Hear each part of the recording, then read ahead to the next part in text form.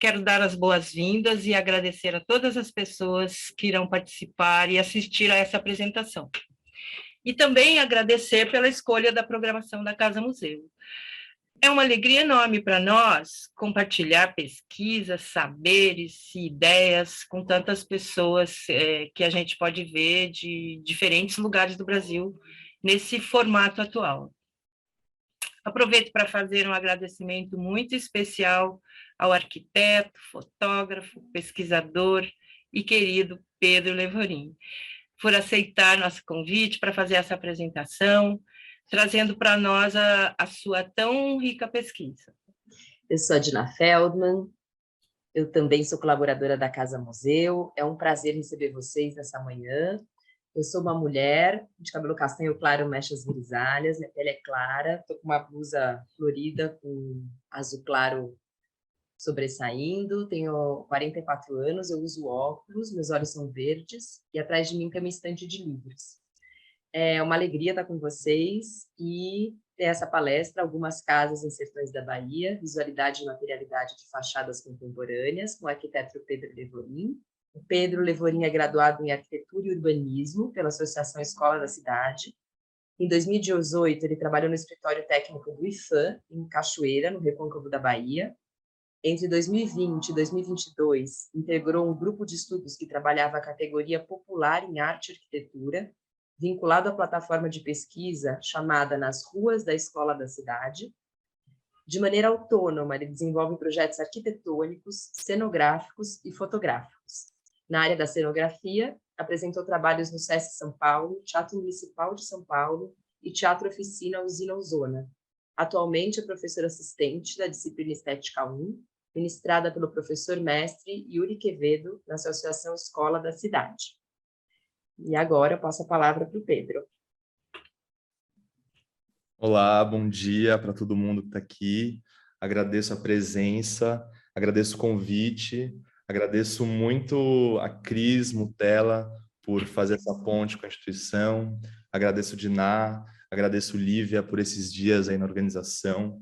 E eu ia me apresentar aqui, agora Diná já cumpriu esse papel, mas é isso, eu venho aqui trazendo esse trabalho que, enfim, foi um grande percurso na minha vida, me levou para muitos lugares, me levou para muitas reflexões e acabou virando o meu trabalho de conclusão de curso da minha graduação em Arquitetura e Urbanismo, que ficou intitulado como Imagem e Materialidade de Arquiteturas Populares Contemporâneas em Sertões da Bahia.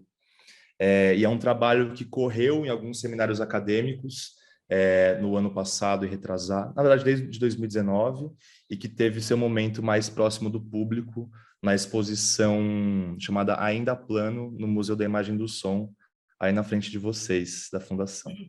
Eu vou compartilhar aqui minha tela para a gente começar a conversar. Espera aí um minutinho.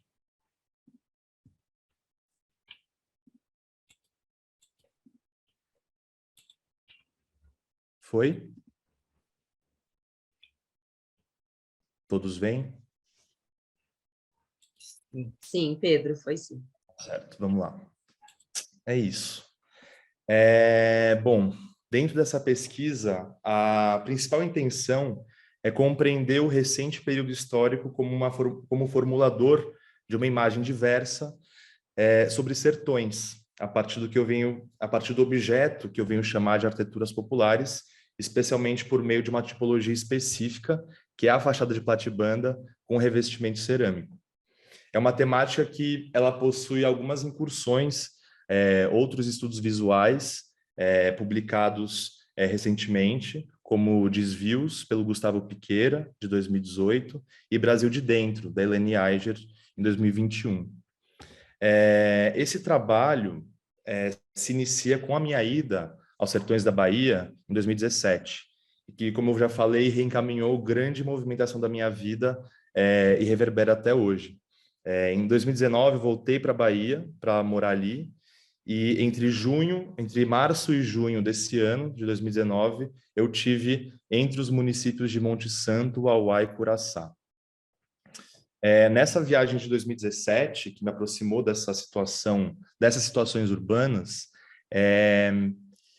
eu tive contato com um tipo de paisagem muito específico, né? A gente estava ainda a gente estava ainda no começo dessa grande crise política que a gente vive hoje, e ainda havia uma proximidade maior com toda a reverberação que as medidas dos governos petistas tiveram nessa região.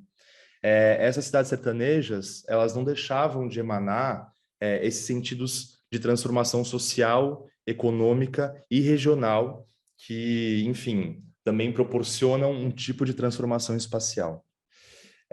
O que mais me chamou a atenção nessas cidades e povoados desses municípios e que me fez voltar foi a presença vigorosa e recorrente de materiais industrializados que eram utilizados na construção de casas, comércios, pequenos edifícios, obras públicas e que estavam por toda parte. Eram esses blocos cerâmicos, telhas cerâmicas, revestimentos cerâmicos, vergalhões, britas, que estavam, enfim, alojados como instalações em todos os espaços que a gente passava, desde o centro desde o centro da sede de um município até os povoados mais distantes dessas aglomerações urbanas maiores. Eu só esqueci de falar uma coisinha, que eu preparei uma apresentação completamente visual. Tenho 2 mapas, mas achei que seria oportuno nesse sábado de manhã a gente poder passear por imagens e que vocês que estão acompanhando possam também livremente sacar, se adentrar nesse universo visual. Bom, continuando, eu queria começar com uma frase da professora carioca Marta Abreu, que fala o seguinte: por razões culturais e também econômicas, percebe-se a continuidade da produção cultural dos setores populares. O importante, então, diferentemente da perspectiva folclorista, não seria buscar o que não muda, mas por que muda e como interage com a modernidade. E esse foi um grande mote de entender o que eu passei a ver ali. Essas fachadas revestidas com porcelanato, justamente, como eu falei, despertaram o meu interesse para entender quais seriam as articulações sociais, econômicas, políticas que contém nessa imagem, por exemplo, nesses materiais que estão aí presentes. Eu também fui atrás de, enfim, trazer, apurar um pouco melhor, mais do que só ver o trabalho dos pedreiros e dos mestres construtores que estavam envolvidos nas construções, e como isso se relacionava justamente com uma condição de mobilidade social, o lugar da onde eles construíam, como eles construíam, porque essa visualidade atravessava o fazer deles, né? E entendendo justamente essa condição de classe profissional, que tem uma atividade muito intensa nessa região. E, de certa forma, houve uma ruptura, né, de expectativa. Quando cheguei no sertão, que, enfim, vi casas como essas que estão aqui atrás, e me deparar com esse tipo de casa, formula uma ruptura super importante e que vai justamente intrigar e me deixar assim, quase com que uma obrigatoriedade para entender esse fenômeno cultural, esse fato cultural nos seus maiores detalhes, e entendendo o vigor visual que isso tem, porque as cidades realmente passam a ter essa outra orientação visual e formular, então, um presente diferente do que muito se documentou e muito se pensou e elaborou sobre os sertões durante o século XX. Em geral, os sertões, né? Enfim, cabe falar que esses 3 municípios que eu morei e que trabalhei ficam nessa região chamada Nordeste da Bahia, é uma mesorregião do estado da Bahia, chamada região Nordeste da Bahia, e são 3 municípios que, queira ou não, estão na história nacional por uma questão muito específica, que foi o massacre de Canudos. Tanto Monte Santo quanto Uauá fazem parte dessa cartografia de guerra, enfim, participam ativamente como espaços desse período violento da nossa história. E Curaçá, é engraçado que ela se vincula à história de Canudos não pelo massacre, mas pelo fato do Antônio Conselheiro ter passado por lá alguns anos antes dele começar a construção do Arraial de Belo Monte e ter, enfim, acho que ele construiu um cemitério, enfim. Então, é uma região que tem, além de um vínculo com uma história que é trazida para o Sudeste e elaborada nacionalmente como um tema importante, muito caro, ela também tem ocupações muito antigas. Monte Santo e Uauá datam do século XVIII. Monte Santo, enfim, ela surge a partir de uma incursão missionária de um frei italiano, e que vê uma semelhança entre o monte, que conforma ali o espaço de Monte Santo, vê uma semelhança entre o Piquaraçá chamado e o Calvário de Jerusalém. Ele propõe a construção de 25 capelas ao longo dessa escarpa de serra. E o Auá, e Curaçá era ainda mais antiga.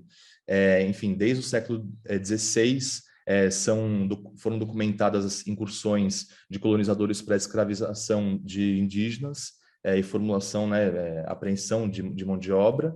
E Curaçá é uma centralidade no meio de uma grande fazenda que surge a partir desse eixo de deslocamento e, consequentemente, comercial entre Curaçá e Monte Santo. Enfim, então uma região que tem aí um passado com história e com, enfim, um respaldo dentro de muitos meandros dos últimos séculos aqui no Brasil. E aí, eu trago para a gente voltar para nosso contexto de arquitetura essas fotos que foram feitas ao longo dos anos 70, 80 e 90 pela fotógrafa Ana Mariani, que foi a grande abertura do meu olhar para um tipo de arquitetura que eu não via aqui recorrentemente no Sudeste. Eu já havia tido contato com essas fotos antes de começar a trabalhar, e é isso, são fotos que trazem fachadas com platibanda, coloridas com tinta à base de cal, sem elementos industrializados. A platibanda, ela é justamente essa parte da fachada superior que suprime o beiral e eventualmente esconde o telhado. E que, nesse sentido, é o grande propulsor, o grande catalisador arquitetônico desses elementos que passam a ser colocados, esses elementos que são gráficos, que são motivos orgânicos, que são florais, que variam numa imensidão de formas e que, queira ou não, tornam a construção e a arquitetura muito específica, né? Enfim, e é isso, porque, de certa forma, revela um tipo de trabalho muito particular em que justamente a mão dos pedreiros ou a mão de quem constrói é muito nítida na produção dessas composições. E essas casas eram casas construídas por pedreiros ou moradores construtores em barro armado, com madeira ou com tijolos cozidos, e que são muito recorrentes em diversos estados brasileiros, mas que aparecem de maneira mais elaborada nessas variações em sertões nordestinos, como mostram tanto as fotos da Ana Mariani, como conta a pesquisadora pernambucana Maria Bethânia Brendel, que é responsável por uma documentação muito ampla no estado dela e por também ampliar a discussão sobre essa tipologia de arquitetura nos anos 90, e que aponta que eram nesses interiores de estado onde se observava a casa cujas fachadas eram mais distintas e singulares. Isso é uma fala da Maria de Bethânia dos anos 90, e que, enfim, até hoje, estando ali, eu pude observar realmente essa variação.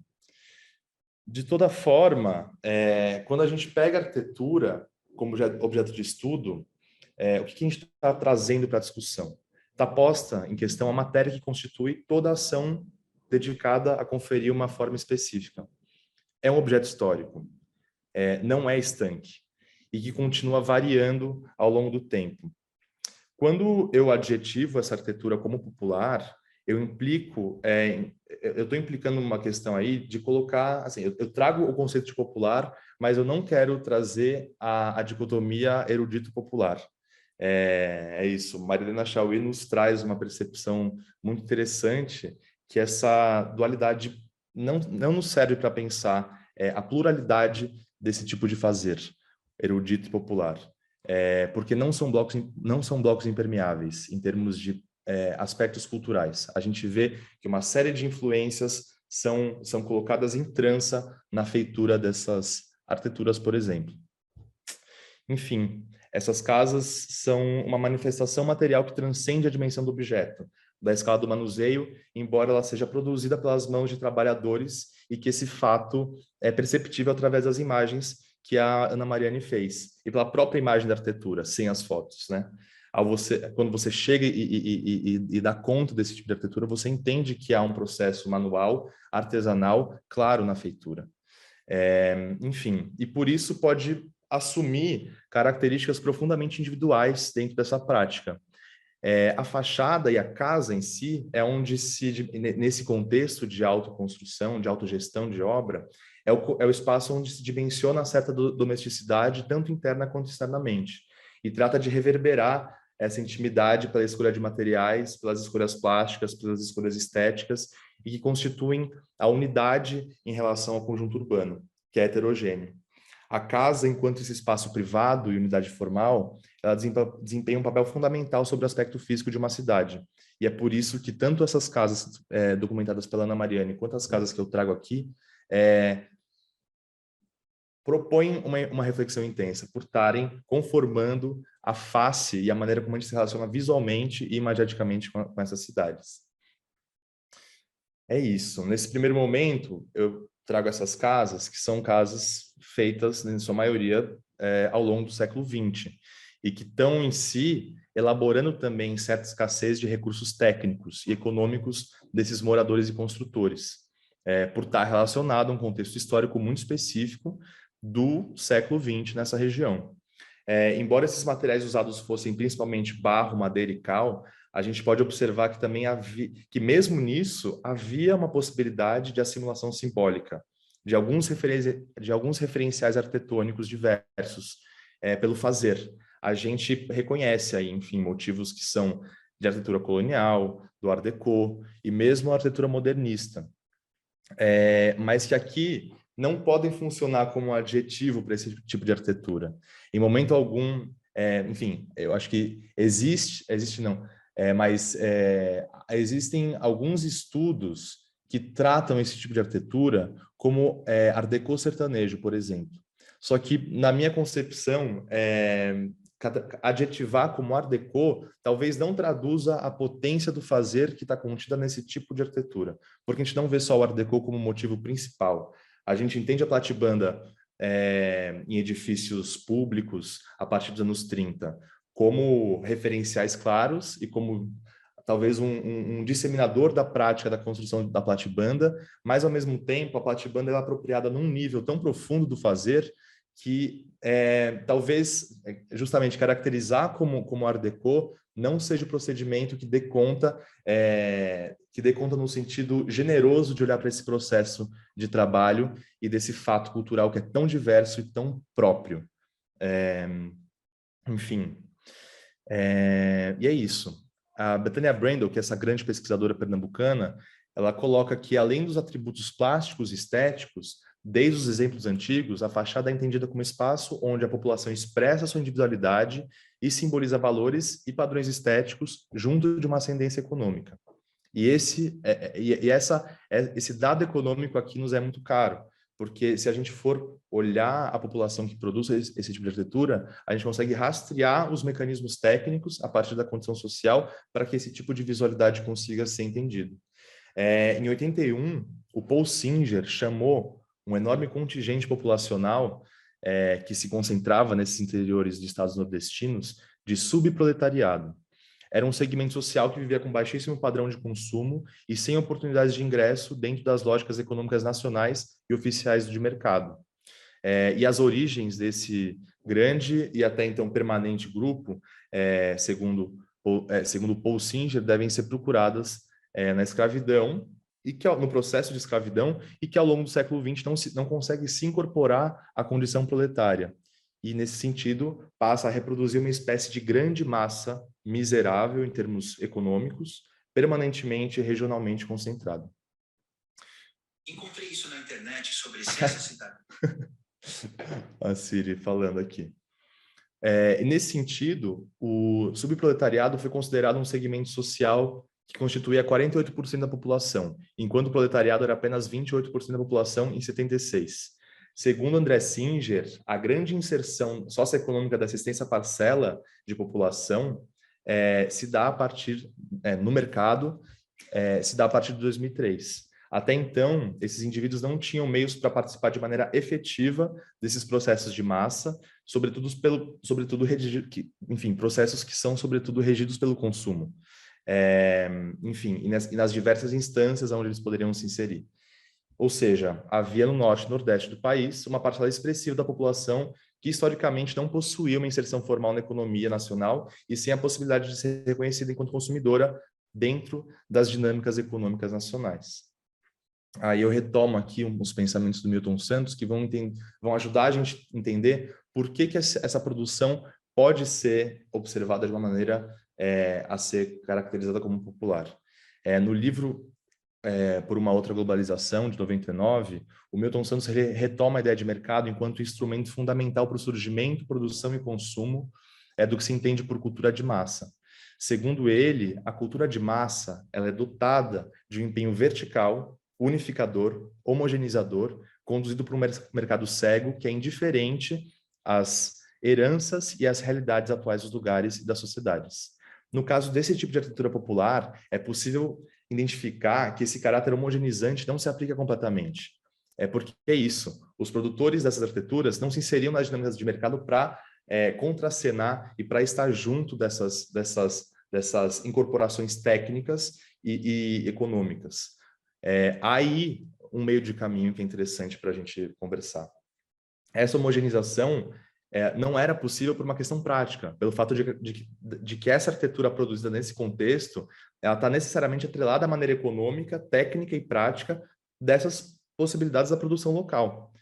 A fachada de platibanda ainda teria que passar pela mão dos pedreiros, sendo executadas a partir de possibilidades materiais muito específicas que eram, enfim, tidas nesses espaços. Não necessariamente estavam atreladas com os parâmetros nacionais de mercado de construção. O que configura justamente esse tipo de trabalho ultra singular, que por mais, como eu já falei aqui, retome alguns motivos de algumas correntes estéticas da arquitetura, você não pode chamar isso de Art Deco ou de, enfim, um moderno popular. Enfim, é uma produção muito própria, muito específica, e que essa singularidade merece ser enaltecida pela pulsão visual, criativa e narrativa que essa arquitetura contém. É isso. Dentro desses exemplos que eu estou trazendo aqui, a gente pode ver que foi construído todo um universo sintático muito próprio sobre como utilizar as fachadas dentro dos materiais disponíveis na região, dentre toda a gama tonal que era possível pintar as fachadas, todos os motivos que entravam como composições nas formas ortogonais desses planos que são as fachadas. E é isso.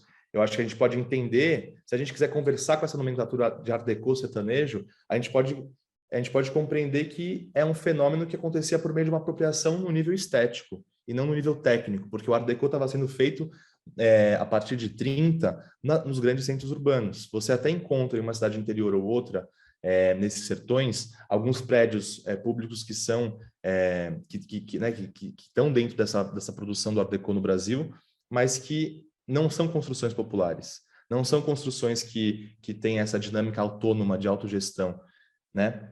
Enfim, então isso é muito importante considerar. Essa assimilação estética de vários estilos arquitetônicos, ela acontece num âmbito que é estético, porque tecnicamente, economicamente, socialmente, ela traduz uma condição muito específica das populações que produziam esse tipo de arquitetura, que era diferente desses centros urbanos das capitais. Enfim, por esses registros da Ana Mariani, a gente compreende a fachada de platibanda como um elemento cultural, como um elemento cultural que é amplamente absorvido como uma prática construtiva popular. A gente nota que a permanência da fachada é um aspecto, enfim, muito estruturante da paisagem urbana, né? Até aqui, enfim, para além dessas fotos que eu estou trazendo da Mariani, eu trago algumas que são remanescências desses tempos, enfim, que até hoje estão nas cidades, algumas mais afastadas, outras até não, mas enfim, constituindo essa paisagem urbana. E é isso. A platibanda, enquanto uma prática construtiva, ela pede, ela chama um uso, ela tenta a gente por uma questão de superfície, né? Acontece que ela elabora em si uma permanência de tempos que traz com ela essa necessidade visual de você colocar e adornar as extremidades, os furos, como portas, janelas, e que ao mesmo tempo a gente também observa que essas alterações plásticas vão, enfim, que acompanham o tempo passando, vão incidir justamente nesse lugar da caracterização. Aqui eu trago algumas fotos, enfim, aqui é de Curaçá, do povoado de Patamuté, e que a gente vê realmente o vigor e a diversidade desse tipo de fachada. E o que eu queria chegar é isso. Até hoje, as fachadas funcionam como algo que sobra, algo que vem e algo que está completamente incorporado no dia a dia da construção. É como se a fachada de platibanda ela pairasse como um próximo passo dentro desse esquema de construção popular. Esses exemplos eu gosto muito porque eles acusam, né, a forma da casa antiga, e a gente entende que é isso, a platibanda vem quase como quase como se ela pairasse em cima do projeto, como quando você tivesse ali, enfim, mais uma possibilidade financeira de investir na sua casa, a platibanda viria como necessariamente um elemento arquitetônico muito importante e extremamente contemporâneo, porque o vigor dele é intenso. Essas fotos são em cidades diferentes, por exemplo, aqui é em Curaçá e aqui é em Monte Santo. E esse processo da platibanda assumir a fachada diz muito sobre essa prática cultural. E que, enfim, revela até hoje uma atenção que se tem com esse tipo de fachada. Enfim, agora quero chegar já no que no objeto fundamental dessa pesquisa, que são essas fachadas com os módulos de porcelanato. Essas casas, construídas dessa maneira, passam a ser vistas com maior frequência a partir da década de 2000. A conversa entre a temporalidade dessas arquiteturas vistas em sertões é necessária porque explicita o redimensionamento do trabalho dos pedreiros, que são esses agentes e os próprios moradores que trazem ao presente as fachadas com platibanda ainda como fato cultural. A recorrência de casas com essa nova linguagem material difere das construções remanescentes, o que demonstra uma transformação ampla na maneira de se relacionar com a construção nessas cidades. Ou seja, há uma capilarização desse tipo de material de construção que não está restrita às grandes cidades e aos grandes centros urbanos. Esse material vaza, escoa e consegue ser incorporado pelas pessoas que estão ali morando no presente. E só para lembrar que essas casas não estão dentro de programas de habitação federal, estadual ou municipal. São casas que fazem parte de um ritmo de construção autônomo e completamente pessoal. Enfim, nessa tipologia, que a gente podia ver que no passado tinha um resultado que era essencialmente plástico, a dimensão plástica ela existe ainda nesse trabalho, mas não só. É interessante ver que algo quase gráfico acontece, no sentido que os pedreiros passam a assentar os módulos cerâmicos sobre o plano da fachada a partir dessas diretrizes compositivas. Essa rigidez modular passa a interagir com o aspecto visual da fachada, como parte de uma expressividade nova de se apresentar. E esses processos, que são frequentes, são chamados por mim de incorporações. Um termo que já é muito utilizado para descrever os processos de cultura popular por pensadores que têm uma teoria um pouco, enfim, uma linha de pensamento progressista, e que aqui é muito claro esse lugar de incorporação.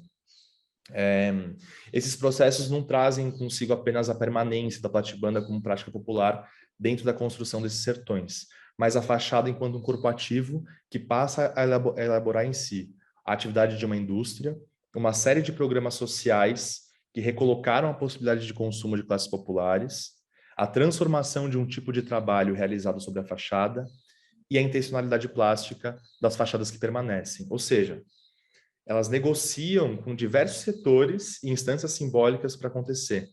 A fachada, portanto, é a elaboração de um processo histórico, uma permanência que incorpora as transformações de um tempo, tornando-as explícitas. A Ana Mariani, já no trabalho dela, considera, na edição de 2010, se eu não me engano, que, enquanto ela produzia as imagens para o livro, publicado pelo Instituto Moreira Salles, na primeira vez em 98, que existiam casas já com materiais industrializados em alguma proporção, que eram portas venezianas, basculantes e pinturas com látex, que a cada ano, desses 30 anos que ela passou fotografando, eram cada vez mais vistas. Mas que a gente entende aqui, por esses, enfim, dados que já coloquei, que é a partir da década de 2000 que eles acontecem com mais intensidade. E a Mariani, no seu olhar progressista, nos presenteia com uma ideia que eu gosto muito, que é: os novos padrões introduzidos pelo progresso necessário são assimilados e utilizados enquanto persistem aspectos absorvidos dos estilos tradicionais, ao sabor da vontade dos mestres pedreiros e dos moradores. As fachadas mostradas no livro dela, que são aquelas antigas, possuem semelhanças e, ao mesmo tempo, são profundamente singulares.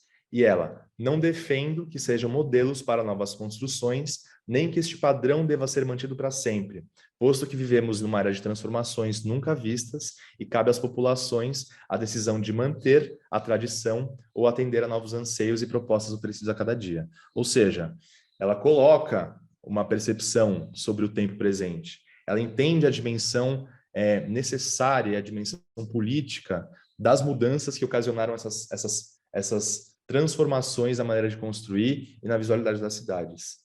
O que é muito interessante para colocar em debate, porque geralmente a gente tem uma resistência na academia em aceitar esse tipo de trabalho como um trabalho a ser estudado com compromisso e a ser um trabalho que, inclusive, é revelador de um tempo, como eu venho colocando aqui.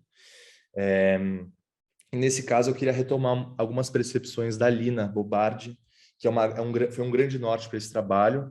Foi praticamente a lança, a flecha que encaminhou as discussões do meu grupo de estudos enquanto a gente trabalhava. E que é isso.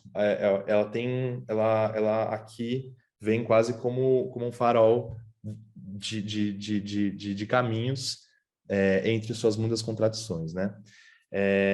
A arquiteta Lina Bobardi, ela propôs a se observar a produção de objetos em diversas regiões e estados do Nordeste, sob a ideia de arte popular entre as décadas de 50 e 60, enfim, e até o fim da vida dela, né? A postura dela frente a essa complexa produção ampliou o debate da categorização. Ela adicionou camadas críticas ao termo popular, o que é muito importante para a gente. Ela insere nesse debate a perspectiva social e econômica dos produtores como um filtro imprescindível para a percepção do fato. O valor conferido por ela aos objetos que ela encontrou nessas regiões por onde ela passou, principalmente no Recôncavo Baiano, em Pernambuco, foi muito bem pontuado e tiveram algumas ressalvas que são estruturais. Segundo a arquiteta, seria necessário observar a produção com frieza crítica e objetividade histórica. Embora a relação dela justamente seja controversa ao longo da sua carreira, ela coloca como valor dessa produção popular o fato delas estarem baseadas nas necessidades de cada dia, ligadas ao contexto da pobreza. E seria essa condição um fator decisivo que geraria uma produção entendida como não alienada por ela, que é oposta à ideia de arte pela arte. A Maria de Bethânia Brendel, ela entende de uma chave parecida com a Lina e escreve que as casas, aquelas que possuíam, enfim, tratamento com cal, diferente dessa que vocês estão vendo agora, refletem as necessidades do seu dia a dia e utilizam a sabedoria popular nos métodos de construção, na escolha dos materiais, de acordo com a disponibilidade e soluções técnicas empregadas.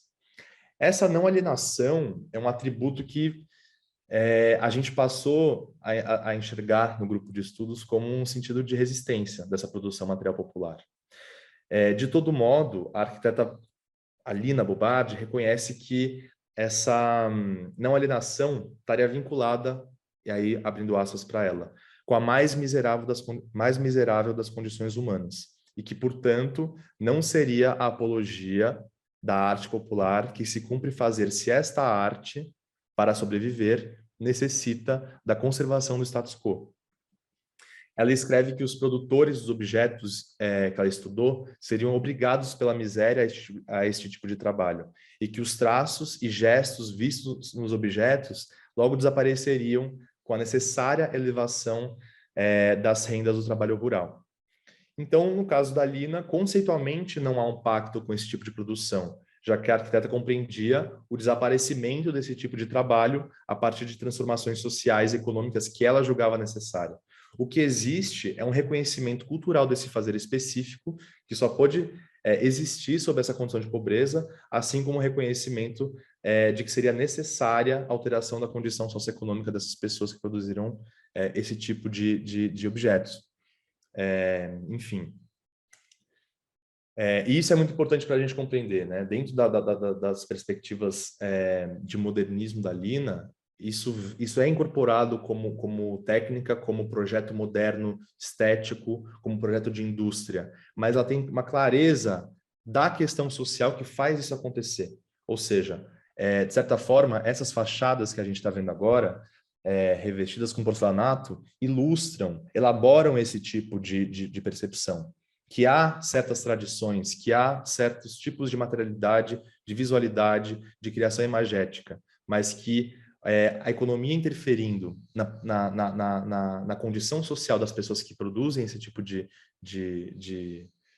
objeto, ou de arquitetura, nesse caso, teria um impacto fundamental na sua forma, na sua técnica, na sua possibilidade de existência. É isso. Nesse caso, a gente está falando de um fato cultural que já acontecia antes da década de 2000, mas que a sua recorrência a partir de 2003 se relaciona intimamente com as diretrizes econômicas e sociais formuladas e postas em prática pelo projeto político do presidente Luiz Inácio Lula da Silva. Os 2 primeiros mandatos presidenciais do Partido dos Trabalhadores procuraram tocar nas bases sociais que compunham a grande massa historicamente empobrecida, o subproletariado, que estava historicamente regionalizada no Norte e Nordeste, como a gente já colocou aqui. Através das políticas de renda, do crédito, do investimento e da ampliação de segmentos industriais, abria-se a possibilidade de enxergar esse grande grupo social pela primeira vez como consumidores ativos dentro das lógicas do mercado, e operando não só para o mercado, mas para o país numa dimensão de crescimento econômico nacional. O André Singer, às vistas desse crescimento desse centro... o André Singer coloca que, às vistas do crescimento desse centro-sul do Brasil ao longo do século XX, o enorme contingente populacional vinculado à terra desenvolve social e economicamente uma função de manutenção do status quo capitalista. Isso mantém o próprio grupo sustentando o posto de miséria, enquanto uma região e outros grupos sociais conseguem acumular capital, se desenvolver industrialmente em função desse tipo de organização social, desse espaço. Que, enfim, é uma retomada de um pensamento de um teórico fundamental chamado Antônio Gramsci, que escreve a questão meridional, só que no contexto italiano do começo do século passado. Mas que a gente consegue ver nessa relação entre Nordeste e Sudeste ao longo do século XX, essa íntima relação de desenvolvimento e subdesenvolvimento, onde uma região conquista seu legado industrial em função do empobrecimento e de uma estrutura política, social e cultural de uma região, né, muito baseada num passado colonial. E o Singer diz uma coisa que também é muito emocionante, mas que ele fala que quando a economia nordestina é tocada e articulada em âmbito nacional, justamente com a inserção dessa massa agrária ou distante dos centros urbanos, o efeito poderoso pode ser observado nas reverberações diretas e dinâmicas da economia e, necessariamente, da produção material dessas pessoas. É isso, expandia-se o mercado consumidor interno através dessas políticas de renda e crédito, alinhados com a expansão desses setores industriais, o que gerava novos empregos e ampliação da produção. Um desses setores foi a construção civil. Foi esse setor que, segundo Márcio Postman, entre 90 e 2000 teve um aumento do número líquido de trabalhadores empregados de 11.000%. O investimento das linhas de crédito consignado se direcionavam sobretudo para o consumo popular e com muita ênfase no setor da construção. Isso antes do Minha Casa Minha Vida, né? Minha Casa Minha Vida é de 2007. A gente está falando de números, de aumento da produção assim, vertiginosamente nesse setor, antes desses programas de habitação social na escala federal. Porque é isso, Minha Casa Minha Vida está no final da década, enfim. A geração de tanto a produção quanto emprego nesse setor é gigantesca no começo, a partir dos anos 2000. E é isso. Foram essas medidas que, a partir de 2005, gerou a circulação de dezenas de milhões de reais, quando o crédito marcava um crescimento de 80% desde o começo da gestão política do Lula. Além da renda líquida do Bolsa Família, o crédito ampliou a possibilidade desses consumidores, além de fomentar justamente os setores do mercado, como foi o caso novamente da construção civil. Havia um cenário propício para que novos produtos conseguissem ser consumidos e incorporados dentro das dinâmicas da produção dessas arquiteturas populares, o que aponta para uma nítida mudança enfim, como eu já falei, na imagem dessas cidades. E é muito interessante notar que, a partir de 2010, o IBGE passou a colocar nas suas características, enfim, de checagem, de documentação e pesquisa, as casas por seus atributos físicos mais específicos. O órgão passa a informar que ele começou a contar com inúmeras inovações metodológicas e começaram a ser registradas características que diziam respeito à intimidade dos bens da população. O levantamento passou a trazer dados relativos aos automóveis, às geladeiras, aos televisores, aos celulares, às máquinas de lavar roupa, e no mesmo senso passou a contar com uma nova categoria, que seria o tipo de material de parede externa. E as variáveis eram alvenaria com revestimento, alvenaria sem revestimento, taipa revestida, taipa não revestida e outros. Nos municípios que eu trabalhei, Monte Santo, Auá e Curaçá, o censo de 2010 aponta que apenas 10% das construções não eram revestidas.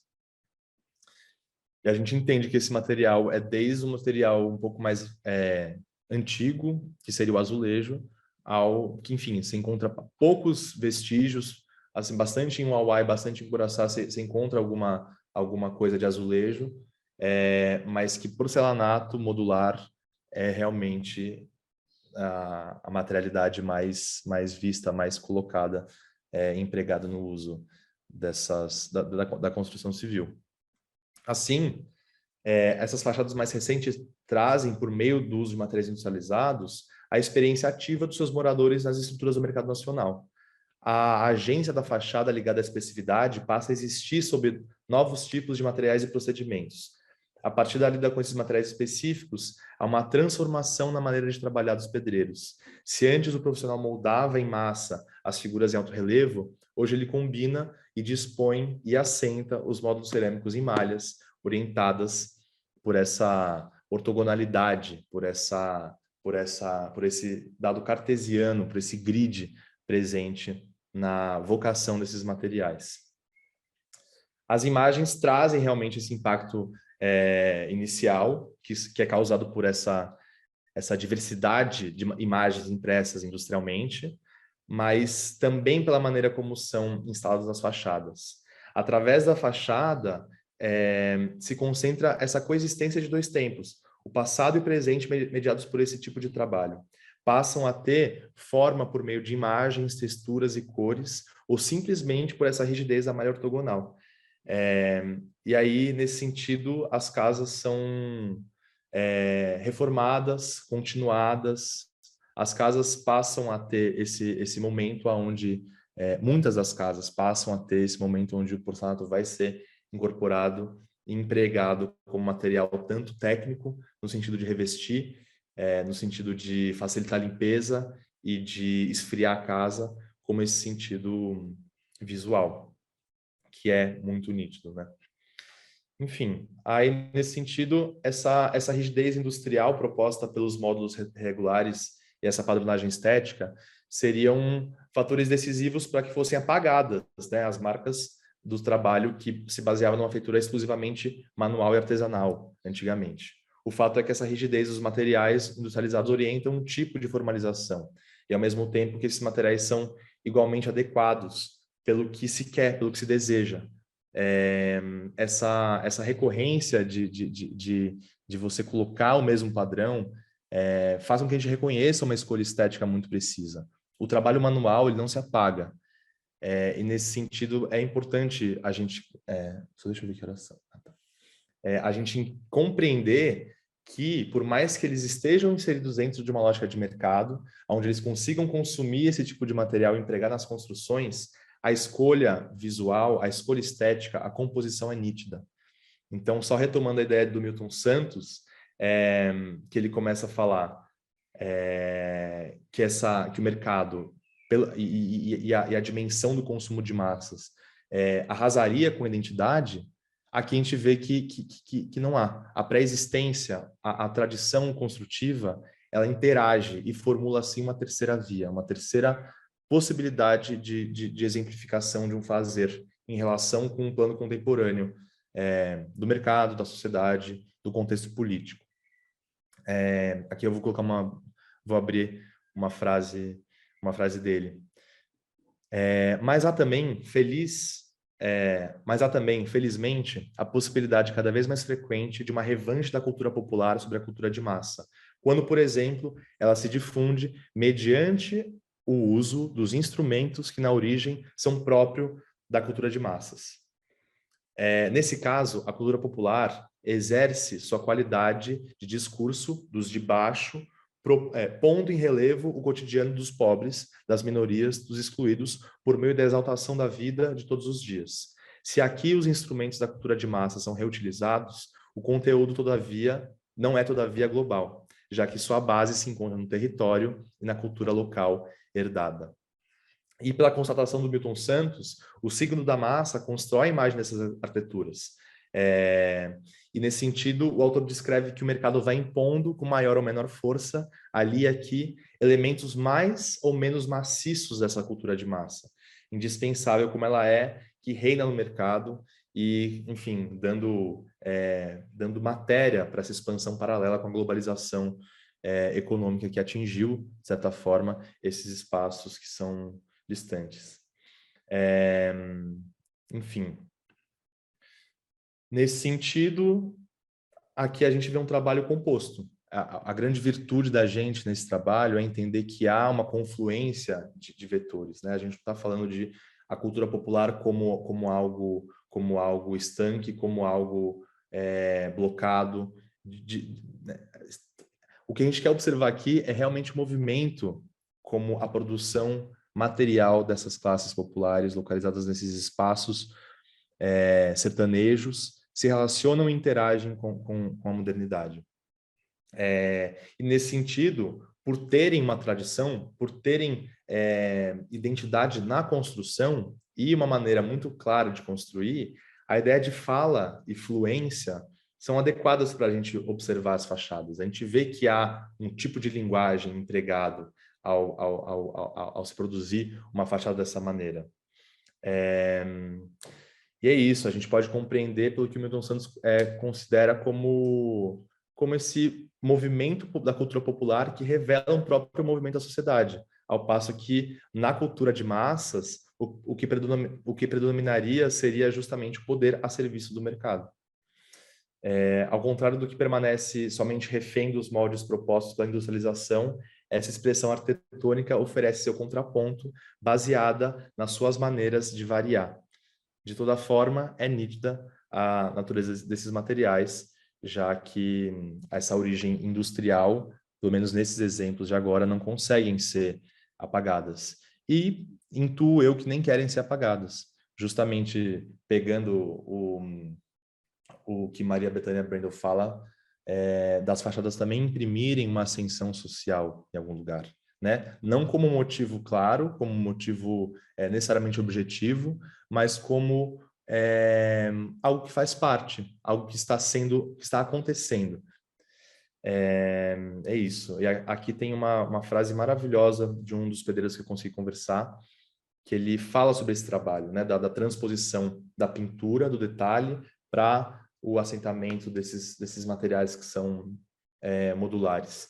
Ele fala assim, o seu Ferreira: Aí, quando você pintava com duas cores. A gente chamava assim, o destaque. Essas coisas assim. É como quem usa piso na frente hoje. As pessoas usam, é difícil ter um piso só. Sempre tem um diferente que é um destaque. Na área da construção, chamam destaque. Hoje existe muito em cozinha e banheiro. Existe muito mesmo. Não quero, eu quero isso aqui em destaque. O que ele fala de destaque, eu acho que a gente consegue observar, por exemplo, nessa fachada aqui, onde existe uma variação do material que é colocado sobre o plano. E que é muito interessante, porque eu trouxe essa visão para a discussão com eles, e eles me retornaram com essa mesma percepção de que a maneira como se caracterizava o plano da fachada antes se assemelha ao uso desses materiais que eles chamam de piso, né? Que, enfim, originalmente muito usado em piso, em banheiro, e que, por uma questão de força estética, é colocada na face frontal das casas. É isso. Por essas fachadas, por essa pulsão visual, a gente entende que essa intencionalidade que historicamente há sobre a fachada é algo que rege a composição plástica dela no presente. As marcas de um trabalho manual, elas se encontram aí reentendidas. As marcas de um trabalho manual podem ser vistas porque a gente sabe como esses blocos, como esses módulos, como essas placas são assentados. Mas, ao mesmo tempo, não é isso que predomina como gesto de trabalho sobre a fachada. Isso é muito importante entender. Essa confluência entre indústria e artesania, a confluência entre indústria e uma expressão cultural que é pré-existente, ela, nesse caso, formula uma identidade visual muito própria, formula realmente uma maneira muito própria de equacionar, não de maneira proposital, imagino, essa relação histórica desse tipo de arquitetura com esse espaço. O trabalho do pedreiro está, então, no jeito que esse material é colocado. A ideia de destaque trazida pelo Ferreira ilustra esse pensamento, em que a necessidade de produzir algo diferente ainda é evocada pela superfície da fachada. E isso é notado pela ação de quem produz esses destaques, que escolhe e diagrama essas peças modulares. É quando se choca o caráter homogeneizante dos materiais industrializados, quando se percebe o trabalho, no momento em que se percebe que o trabalho de composição sobre as fachadas pode ser reconhecido. Portanto, o novo trabalho executado passa a ser visto na medida que os pedreiros se apropriam desses materiais e dessas imagens. E, nesse sentido, a planificação do orçamento é ótimo. A planificação do ornamento em imagem traduz a planificação do trabalho manual em indústria, e que, de certa forma, esvazia uma expressividade artesanal. E é dessa maneira que fica explícito o sentido popular dessas arquiteturas.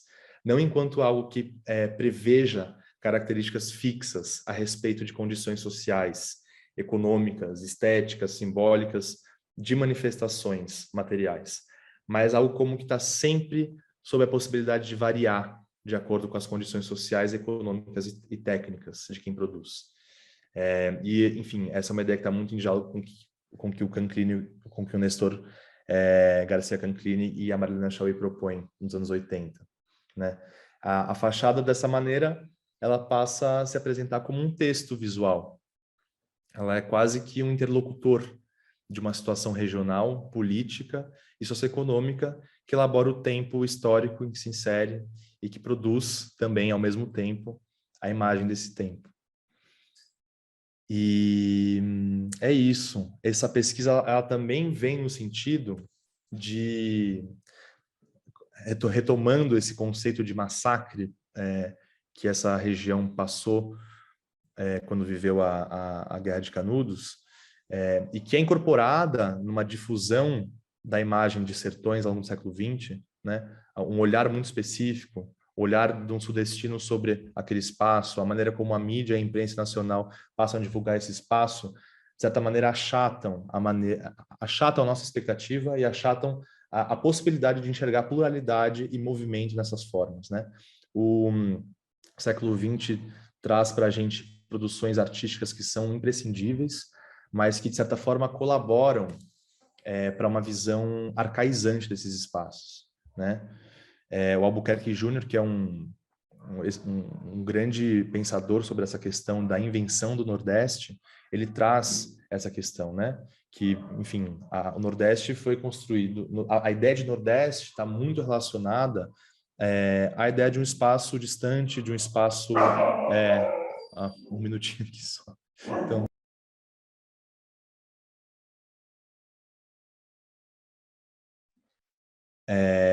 enfim, uma ideia de Nordeste que está baseada numa experiência visual tida no começo do século passado, né? Que prevê a escassez, que prevê o barro, que prevê a distância, que prevê o subdesenvolvimento.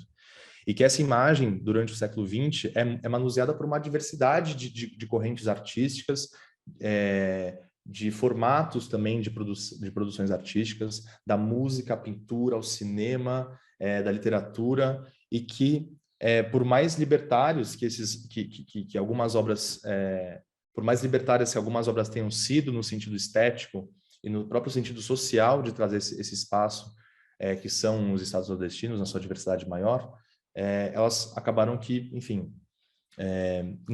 acabam por engessar uma ideia de como olhar para esse espaço, do que esperar desse espaço, o que esse espaço tem a oferecer.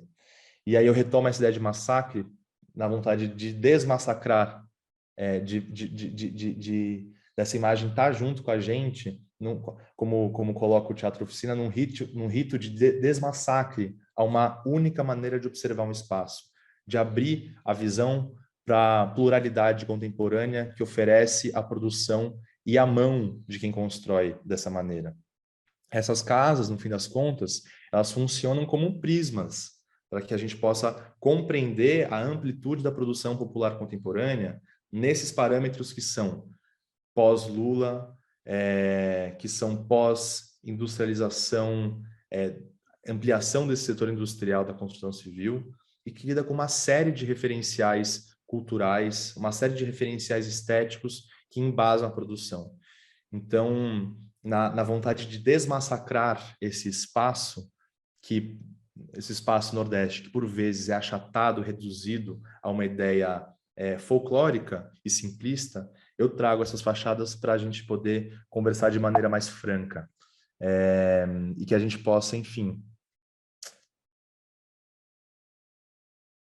tá disposto a entender esse plano contemporâneo e já os últimos 20 anos da nossa história como tempos que foram decisivos para mudanças culturais, sociais, econômicas muito profundas, a ponto de produzir dessa maneira disseminada, grande e cheia de quantidade, a produção popular nesses espaços, desses sertões em que vivi. Eu acho que minha fala chegou ao fim. Eu queria abrir agora o microfone, enfim, abrir o chat, ver quem tem questões aí para a gente conversar. É isso, agradeço de novo todo mundo, os ouvidos, os olhos, a cabeça, e é um prazer estar aqui com vocês, compartilhando essa pesquisa, que abriu tanto caminho na minha cabeça e que continua abrindo caminhos na minha vida. Obrigado. Muito obrigada, Pedro, incrível. Você quer tirar o compartilhamento? Quem tiver perguntas, quem quiser fazer perguntas, a gente está agora com esse tempinho. No chat, só no começo, o Rinaldo Viana colocou uma observação: nosso Brasil é lindo demais, a partir do que você estava trazendo. A Gabriela aplaudiu a sua apresentação. Se alguém tiver alguma questão. Parabéns pela exposição, pesquisa maravilhosa. Enquanto ninguém fala, eu fiquei com uma questão aqui, Pedro. Não é uma questão, é uma observação mesmo. Estava estudando a questão dos jardins há algum tempo, né, de como os jardins foram contextualizados e como a gente consome narrativas a partir dessas, sem saber, né? Então, praticamente todos os jardins que vieram do modelo europeu e depois do modelo chinês, eles têm uma narrativa religiosa embutida. né? O Ibirapuera é um jardim aos moldes chineses, então tem uma perspectiva taoísta ali. E isso explodiu a minha cabeça, porque a gente fica consumindo essas narrativas e não se dá conta, né, de que tem algo sendo falado o tempo inteiro. Eu achei muito bacana, para mim, que sou bem leiga, não conhecia essa questão em relação à arquitetura também, como está muito presente essa fala através dessa materialidade que você trouxe. E me fez pensar como a gente que está aqui, né, no Sudeste, de uma forma mais industrializada, a gente tenta apagar essa questão artesanal, né? Nessas casas pré-fabricadas, nesses condomínios que as casas são todas iguais, nesses prédios que vão se parecendo todos a mesma coisa. E é quase uma narrativa de resistência que a gente vê. Tem ali, né? Tem esse diálogo, eles estão fazendo um diálogo com as questões, né, com os materiais industrializados, mas eles conseguem ainda deixar a sua marca, né? É mais uma observação em relação a isso, porque eu já estava pensando muito isso em relação a como a gente tenta organizar fauna e flora, mais flora, e não tinha feito essa reflexão né, na parte da arquitetura. Então, foi muito bacana conseguir linkar essas duas coisas, esses diálogos que a gente vai consumindo, né? Onde nas paisagens vão falando com a gente e a gente vai reproduzindo de uma certa maneira, até nas decorações de interiores e tal, e não se dá conta. Sim, não, isso é muito interessante. E quando você coloca essa questão de condomínios, enfim, e outros tipos de construção, aí a gente enxerga a força do mercado, essa força que o Milton Santos coloca, que é homogeneizante. Você não tem para onde, você não tem a produção, enfim, se entendendo com o material. Você tem um projeto muito específico, um projeto estético muito específico para a produção dessas imagens. Então, você não vai encontrar a mão de quem produz, a inventividade e as saídas, enfim, as saídas materiais, estéticas de construção onde opera, onde se insere a classe média materialmente. Você vai encontrar isso necessariamente nas bordas enfim, das nossas estruturas sociais, né? Por isso que enfim, fiz questão de ressaltar que não são projetos federais, não são projetos também, são projetos individuais, mas são projetos privados. E que é nesse sentido que a gente consegue entender essa dimensão da expressividade própria, lidando com a questão do mercado, lidando com a questão da história, enfim. É isso. Muito legal. Olha, o Felipe Quaresma colocou aqui, parabéns pela pesquisa. Pedro, eu perdi o começo da fala, mas Felipe depois vai estar gravado, vai para o YouTube daqui a um mês, que talvez você tenha comentado, mas a sua pesquisa é um trabalho de doutorado? E mais uma pergunta, ela está disponível em alguma publicação, tal qual comentou que é da Ana Mariani, que o Instituto Moreira Salles publicou? Oi, Felipe. Então, esse é um trabalho de conclusão de curso de graduação. Foi meu projeto final do meu curso de arquitetura e urbanismo e que, enfim, pretende se enveredar aí com outros caminhos em mestrado e doutorado. E ele está disponível, sim. Posso mandar aqui o link para você. Não sei se eu pego agora e mando, mas ele tem a versão do ISU, que é uma versão online, e tem uma versão também em PDF que eu posso disponibilizar. Eu já tenho a do ISU aqui, Pedro, facinho, eu vou passar aqui no chat, tá? Tá ótimo. Eu vou deixar também o meu @ do Instagram, porque se quiserem a versão em PDF, aí foi para você, Dina, a mensagem, vou mandar para todos. Vocês podem me pedir a versão em PDF, que é gostosa de ler, vocês podem, enfim, ter mais intimidade, que isso tem um display meio esquisito para ler. Mas é isso. E infelizmente não consegui publicar, por também não conseguir arranjar tempo para edição, enfim, articular essa publicação, mas você consegue ver online sem problemas e querendo conversar também super acessível nesse sentido. É uma discussão que ela é muito viva, porque inclusive uma das pessoas que compôs a minha banca de TCC foi uma pessoa da UFBA, que é a Márcia Santana, que é uma grande arquiteta que trabalha com patrimônio há muitas décadas no Brasil, que tem um trabalho muito progressista de realmente abrir caminhos dentro de uma discussão acadêmica que ela é mais fechada e mais tradicional. E, enfim, ela inclusive tem um grupo de estudos que chama Arquipop, na UFBA, que produz conhecimento sobre arquitetura vernacular e arquitetura contemporânea popular nas suas diversas acepções hoje na Bahia. E que é muito importante saber desse grupo e muito importante lembrar da UFBA como um lugar de pesquisa, porque é onde conseguem tratar a arquitetura nas suas diversas escalas e compreensões da maneira mais articulada com a sociedade civil e com o Estado.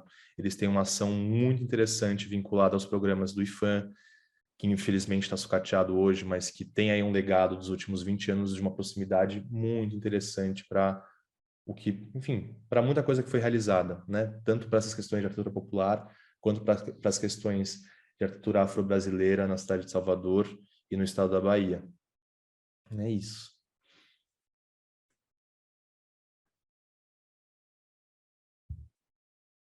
Vamos ver, alguém mais tem alguma pergunta? Acho que apareceu mais uma coisa aqui. Felipe também, parabéns, meu caro, um trabalho muito rico, tem muito futuro mesmo. Pergunto por ter interesse em desenvolver um trabalho semelhante aqui em Cataguases, em Minas Gerais, onde temos um acervo de arquitetura modernista erudito bastante rico, e uma enorme quantidade de obras populares ditas modernosas, ou modernista vernacular, ainda para ser explorada. Legal. O Will Comim, Pedro, está perguntando qual é o nome dessa pesquisadora que você citou. Tá. Então, primeiro para Felipe, obrigado. Que bom que você gostou, fico muito feliz. É muito gostoso compartilhar essa pesquisa, porque realmente transformou rotas da minha vida. Eu fui morar nesses espaços para ter também uma outra relação de pesquisa mais franca, enfim, com relação ao que o Sudeste e o que as instituições aqui do Sudeste propõem enquanto pesquisa, sair do gabinete para campo no sentido de vida mesmo. E engraçado você falar de Cataguases, porque na minha graduação a gente foi para Cataguases, a gente foi estudar aí todas as obras modernistas. E, enfim, eu acho que essas discussões, por mais que sejam muito nichadas, você consegue achar muita coisa, assim, indo atrás da Márcia Santana, já respondendo aqui para o Will, é a professora Márcia Santana, da UFBA. Que inclusive é uma das pessoas que abre a possibilidade de se tombar terreiros de candomblé nos anos 80 na Bahia. Mas enfim, a Vasculha, o Arquipop, ele tem uma plataforma online. Pode escrever arquipop.com.br ou Arquipop UFBA no Google, você consegue achar. Ele tem um levantamento de trabalhos acadêmicos feitos nessa perspectiva do popular vernacular. E acho que ali você consegue encontrar muitos caminhos, porque realmente tudo que vaza do modernismo e é aprendido e elaborado pela produção popular é muito rico, é muito frequente em cidades, né, de interior ou mesmo nas periferias. E, enfim, os trabalhos são as discussões são muito pontuais, né? O assunto existe, mas são discussões muito pontuais. Tem a referência do Raio Parta também, da produção de casas populares de maneira autogerida ali em Belém do Pará, que eles utilizam esse nome de Raio Parta para caracterizar essa expressividade modernista apreendida pelos setores populares na construção autônoma. Enfim, tem muitos caminhos. Se você quiser conversar comigo depois também, eu sou super aberto para a gente sacar aí caminhos para pesquisa, assim. E debates que, assim, e o mais importante é fundamentar bases teóricas progressistas para que a gente não caia na dicotomia do erudito popular, ou que a gente não caia numa leitura que está relacionada a um tipo de Brasil, né? É preciso incorporar o século XX na nossa percepção sobre as coisas acontecendo. A gente não está no século XX, desculpa. É preciso incorporar a questão do século XXI nas nossas perspectivas de olhar para o nosso país, né? O século XX tem, enfim, uma ação, enfim, tem sua força inegável na produção de correntes progressistas para esses assuntos de resistência das questões populares, mas a gente, depois das 2 primeiras décadas desse novo milênio, desse novo século, a gente tem que encontrar outras bases teóricas que sejam, enfim, mais de acordo com essa pluralidade, de construindo dicotomias, de construindo binarismos de percepções, e que a gente possa encarar isso com esses assuntos que escapam à academia, que escapam às produções mais hegemônicas, de certa forma, com cuidado, com atenção, com proximidade. É uma tarefa do pesquisador, pesquisadora, que olha para a cidade,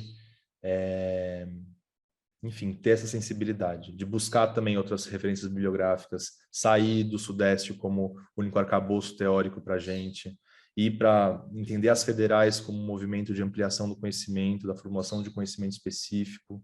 E aqui eu lembro de Cachoeira, cidade que eu morei antes de ir para o Sertão, que tem uma FRB, que tem uma universidade que a pós-graduação tem um programa voltado para as questões que são afrodiaspóricas. Então a gente tem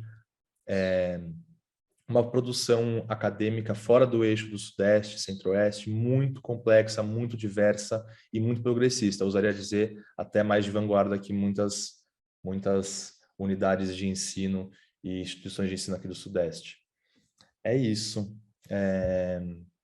Novamente agradeço. Se alguém tiver mais alguma pergunta.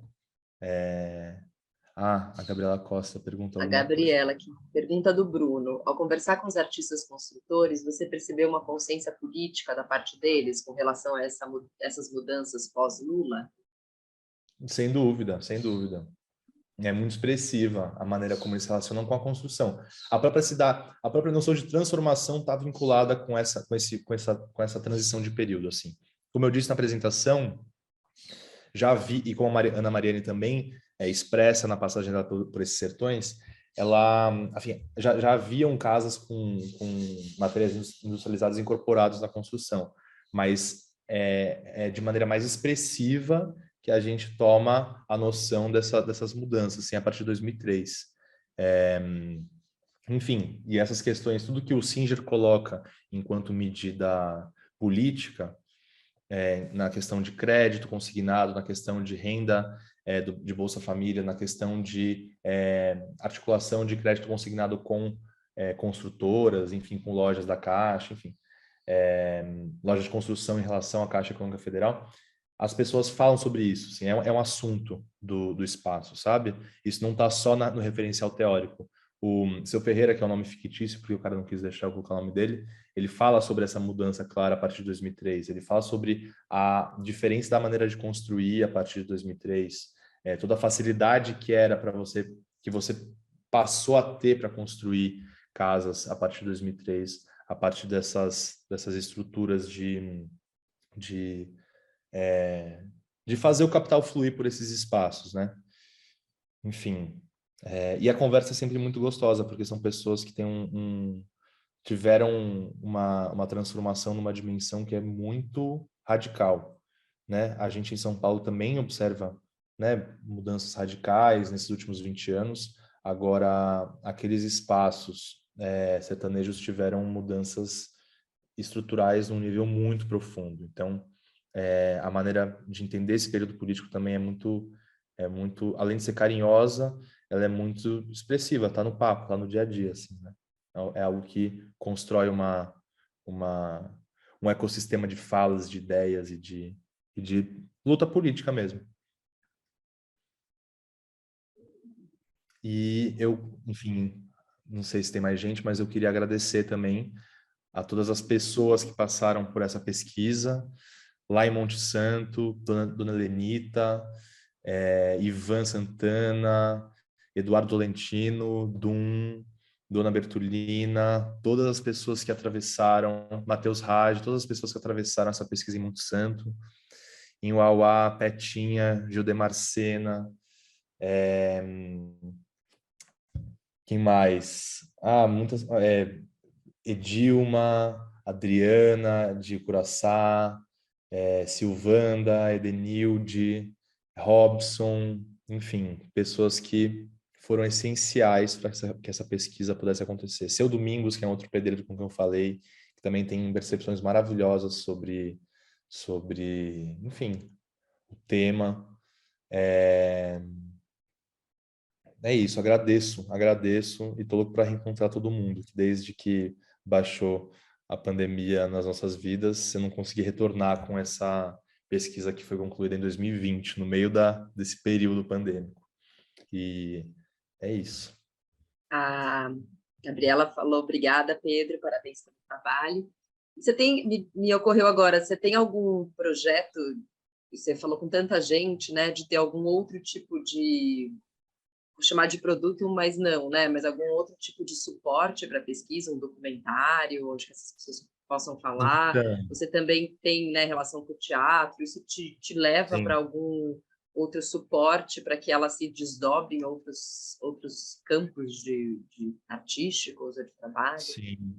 Então, eu acho que primeiro que ela estabelece uma, primeiro o que é básico dela para mim é que ela estabelece uma maneira de olhar para as coisas que atravessa tudo agora, assim. Então, enquanto eu faço cenário, é uma percepção de visualidade, de matéria, de cidade que já está presente em mim.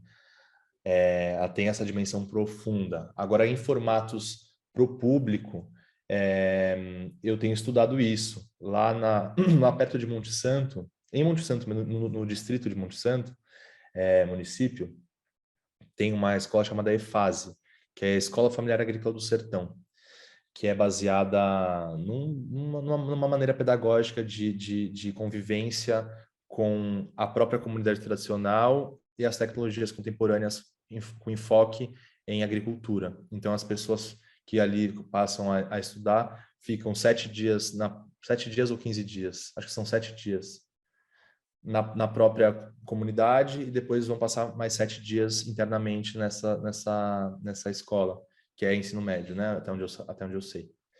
Enfim, e que são pessoas que têm... É uma instituição que tem, acho que mais de 2 décadas de existência e que é uma instituição que luta contra o êxodo rural que vem acontecendo nos últimos anos ali naquela região. Enfim, nas diversas regiões onde tem centralidades maiores e que necessariamente, que eventualmente chamam pessoas desses interiores para passar a morar na cidade. E que quando eu passei por ali, eu conheci o pessoal dessa escola, que tem um trabalho de base social muito importante, um trabalho de militância política muito importante, e fico com muita vontade de eventualmente contribuir assim, nessa minha volta, elaborar, entender como a gente pode se aproximar de uma perspectiva de ensino, né, dissolvendo um pouco essa carga teórica do trabalho, mas que a própria cidade possa ser, como serviu para mim, como uma imagem que fale sobre a história do passado recente, assim, sabe? Que a gente consiga não lamentar só a falta de cuidado ou a destruição de um tipo de patrimônio específico dessas cidades, mas que a gente consiga olhar, encarar o plano contemporâneo dessas cidades de maneira justa, de maneira não romântica, assim, sabe? De entender o presente nos revelando questões sobre nós mesmos. Então, não sei, eu fico com essa vontade de, além de entregar meu trabalho para as pessoas que me ajudaram, formular outras possibilidades de como, não sei, talvez uma maneira, um encontro para olhar isso, olhar para a cidade de outra maneira, enfim, prever aí, eu quero retomar esse contato com o pessoal da EFASE para que a gente possa, enfim, trazer isso para o campo da educação, porque eu acho que é onde as coisas funcionam mais. Essas imagens têm uma força autônoma muito grande, mas elas contextualizadas e como ferramenta de instrução política, de instrução histórica, elas funcionam muito mais. Eu fiquei muito feliz com o fato do trabalho ter ido para o MIS, que estava junto da exposição da Rita Lee. Então, muita gente circulou por ali, pessoas que eventualmente não iriam para uma exposição como a minha, não sei, por questões de interesse, estiveram ali, né, se deram conta dessas imagens, dessa produção, entraram em contato com um texto curatorial que retomava essa questão histórica e política do Brasil, e que, enfim, isso já foi um formato que me interessou muito, assim, sabe, pelo MIS ter essa abertura mais popular nas suas exposições e as pessoas puderem ter contato. Eu tenho interesses assim acadêmicos nesse assunto que pretendem continuar, mas é sempre um desafio porque o processo de pesquisa, por, pelo fato da academia ser academia, faz com que certas maneiras de comunicar coisas fiquem um pouco represadas, e a vontade é que cada vez mais a gente consiga ampliar a maneira de dizer.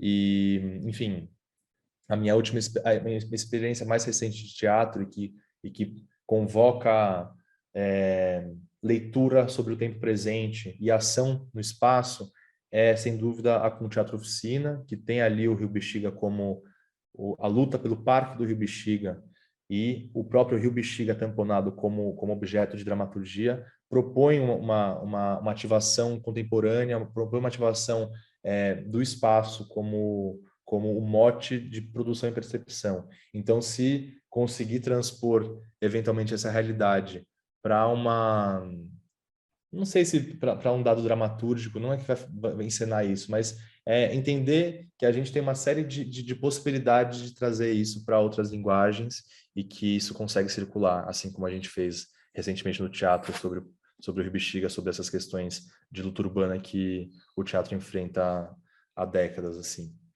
Então é isso, as coisas estão sintonizadas, os caminhos são sempre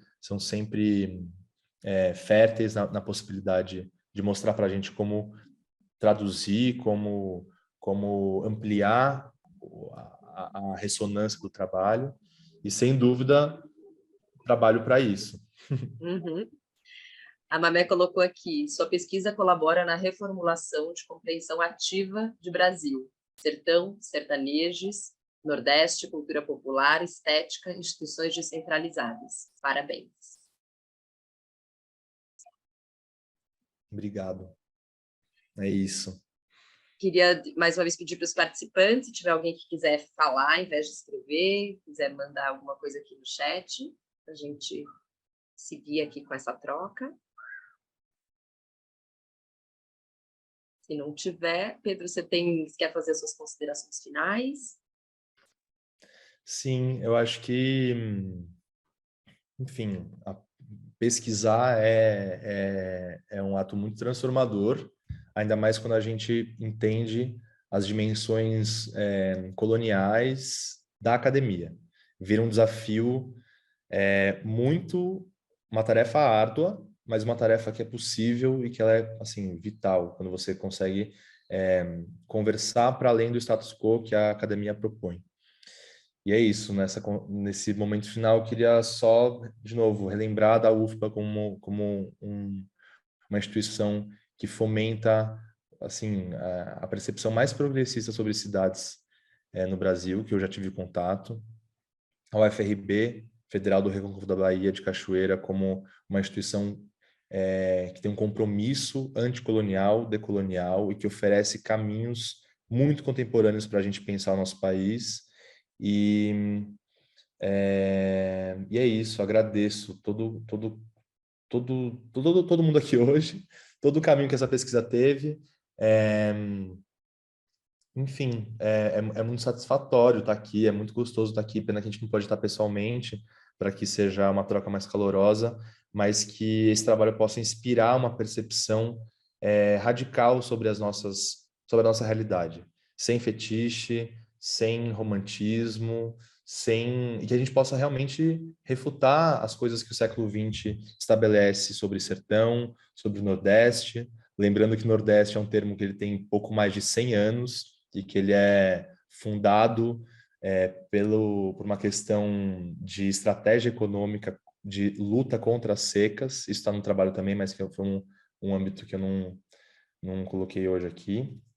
Mas é isso, lembrar que Nordeste é uma estratégia política. Nordeste passa a ser um espaço cultural onde se depositou onde se formulou uma projeção a partir de uma ótica do Sudeste e que, por vezes, o Estado tentou achatar isso, o Estado tentou reduzir isso, e que é muito importante que a gente tenha essa dimensão aí de que, enfim, essa nomenclatura ela é ultrapolítica, cartográfica, e em função dessa postura que o Estado tem recorrentemente contra as secas, e não de convívio com as secas como o povo propõe ali no próprio sertão.